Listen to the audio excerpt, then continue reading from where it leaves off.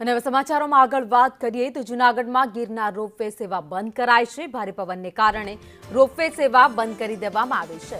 યાત્રિકોની સલામતીને ધ્યાને રાખીને આ નિર્ણય કરાયો છે। પવનની ગતિ સામાન્ય થતા ફરી એકવાર રોપવે શરૂ કરવામાં આવશે।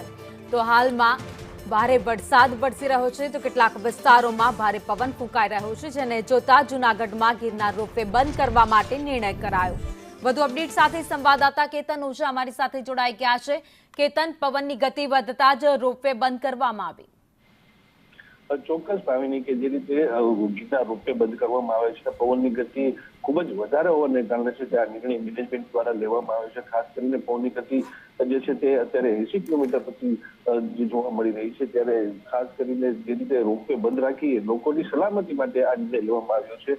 અને જો પવનની ગતિ ફરીથી સામાન્ય થશે અને વાતાવરણ નોર્મલ થઈ જશે એટલે ફરીથી રોપવે સેવા શરૂ કરવામાં આવશે તેવું જાણવા મળે છે। જી, આભાર માહિતી માટે।